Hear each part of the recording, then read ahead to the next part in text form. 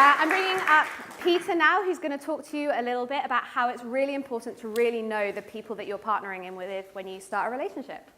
Thank you, Pippa. Thank you, thank you. Hello, everybody. So I'm going to talk for a few minutes about who's on your team, and specifically who's on your marketing technology team. Now, that team might not be as sexy as Oprah or Jennifer Hudson, but those team members are really, really important to what you guys do absolutely every day. My title and situation is I'm the Executive Director of Technology and Emerging Platforms.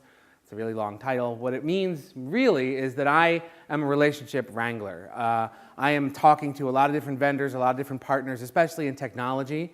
Damien said before, you know, it's really true. The number of relationships that we all have today has grown exponentially. There's a lot of different stakeholders that we have to keep track of. But first, if you cast your mind back about 10 years to 2005, 2006, you didn't probably have nearly as many relationships as you have today. This is our website from Situation, circa 2005. Damien built this. This was built in Flash. It was very sexy, believe me. And so, you know, 10 years ago, you probably had a website. That website probably lived on a server someplace, either in a closet or a data center. And Damien, for the record, our servers are in Texas, so you know now. And you probably had a small handful of tools to help make sense of what was going on that website. You might have had a program like Urchin. Some of you remember these. You know, looking at web stats, Sparklist to do HTML emails. That's DoubleClick's old logo before Google bought them. And maybe you were talking a little bit about online video with something like Yahoo Video, which doesn't exist anymore. But you probably weren't doing too much amazing stuff with it. So fast forward to today, and the average brand has between 30 and 50 relationships with marketing technology vendors. That's a lot. And what does that look like? So here's one slide that's an example of what the average marketing technology stack could look like for a brand. And you'll see along the left-hand side, they've broken it out into categories: contacts, connections, content, customer data, and collaboration. And a lot of you probably recognize some of the logos that are up there. A lot of you probably use that, use some of these products.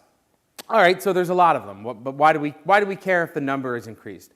Well, the other thing that's happened is that you guys as marketers have more power in your hands than you've ever had before. You can actually take action all by yourself if you choose to. You could go to Amazon Web Services and spin up 20 servers this afternoon and have your web stack. You could go to MailChimp and sign up for an account, import your list, and send a really good-looking email in like a half an hour. So you, as marketers, don't necessarily need a big team anymore. You can take that power into your hands yourselves. But, as the saying goes, with great power can come great responsibility, right? This is an example of an email that I got about 3 weeks ago from a food delivery service that I subscribe to. Every week they send out an email with some specials. And I opened the email, and it looked a little different. It looked a little weird. At the top of the email, there was just a list of email addresses. We blurred it out for the safety of the recipients. And I scrolled down, and I scrolled down, and I scrolled down. There were 3,200 email addresses in this email. And I knew right away what had happened. Somebody probably had accidentally taken a dynamic field for billing email, and instead of putting it in the to field, they put it in the body of the email. So what this person did was they sent their entire mailing list to their entire mailing list. Now, you know, I was a little pissed off because my email was in there too.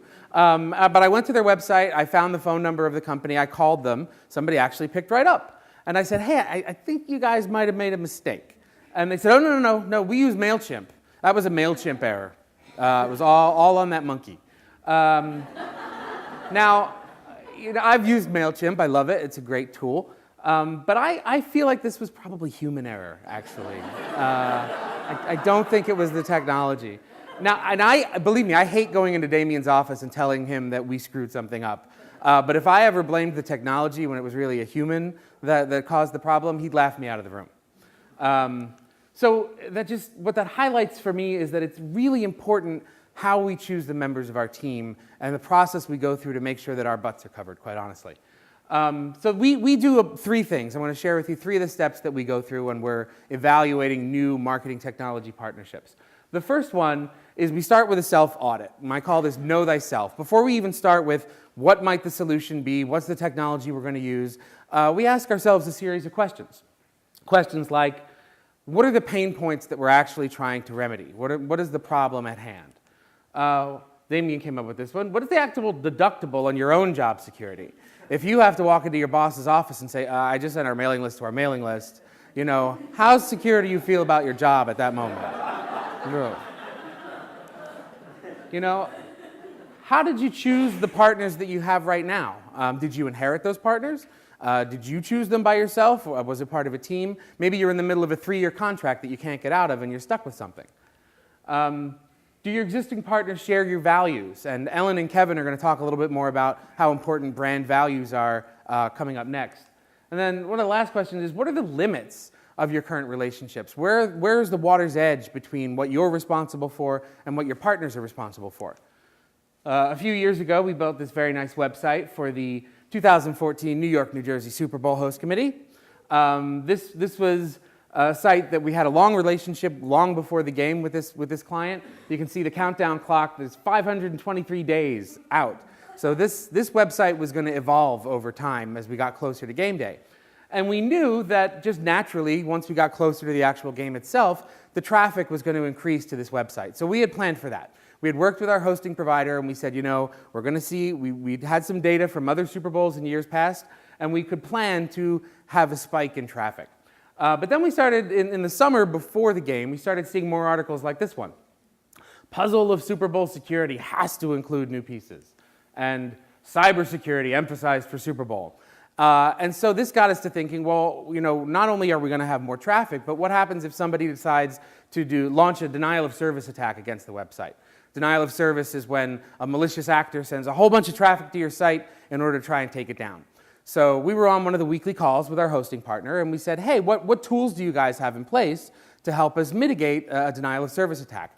And there was a pause, and they said, yeah, we really don't have anything in place for that.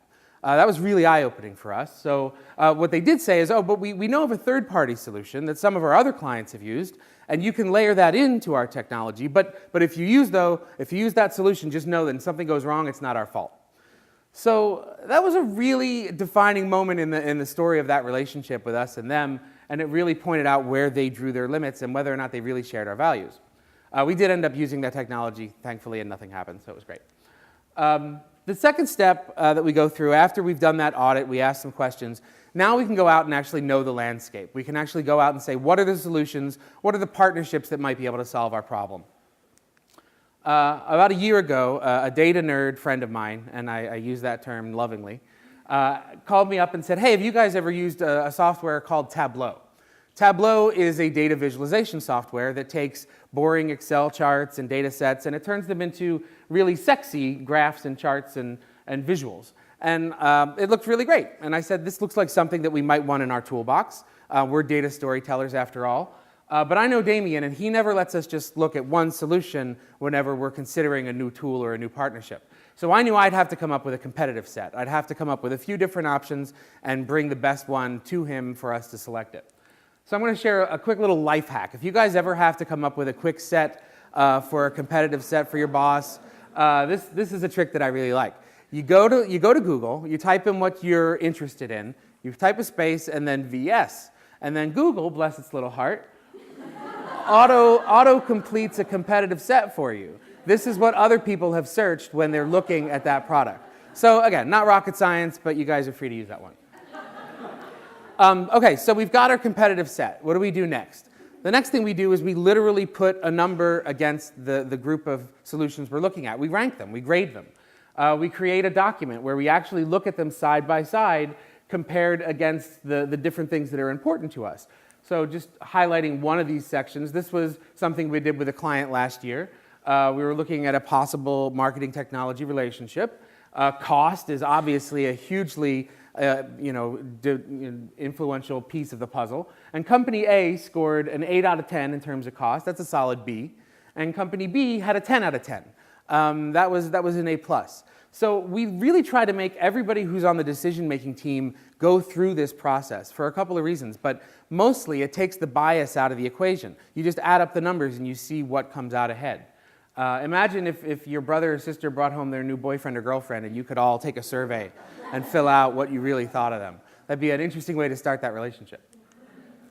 And then the last thing we do when we're evaluating the landscape is we ask partners about their roadmap. And this might seem obvious, but what features are they going to add to their service or program in 6 months or in a year or in 5 years?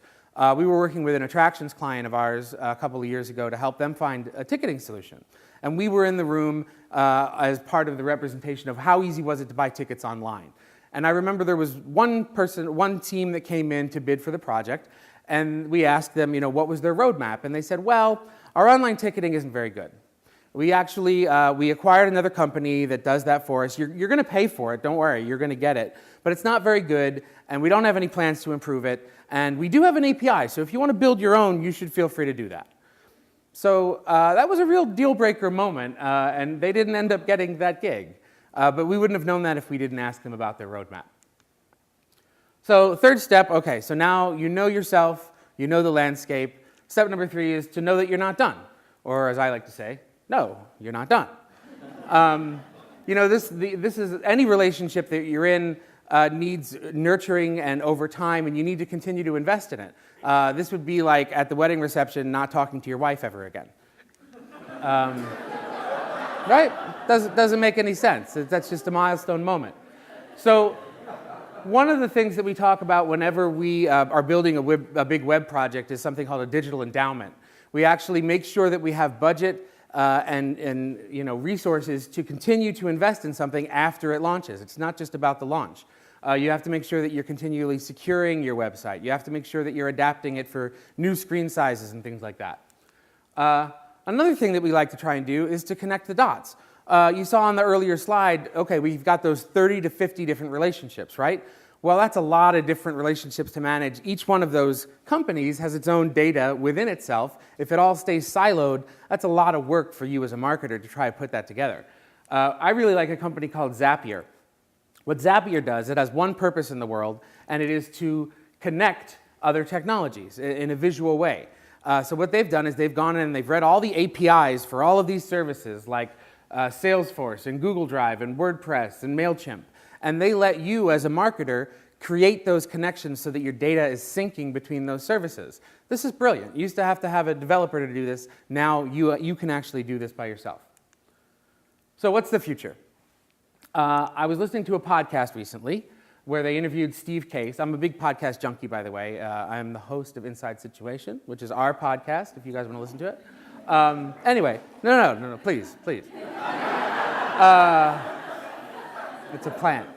So I was listening to a podcast where they interviewed Steve Case, and he has a book out. Steve Case was the founder of AOL. He has a new book out called The Third Wave, where he's talking about what's the next big thing on the internet, and he really believes it's going to be all about breaking down silos and collaboration. And he quoted this proverb in that interview, which says, if you want to go quickly, you can go alone. But if you want to go far, you go together. And I really want you guys as marketers to think about that. Yes, you can sign up for that MailChimp account all by yourself, and you can work the magic and take all the glory. But if you don't have a team surrounding you, you might get in trouble, especially if you screw up. So I want to leave you guys with one more inspirational quote from a hero of mine, a fictional hero from NBC's Parks and Recreation, Miss Leslie Knope. Go find your team and get to work. So thank you guys very much.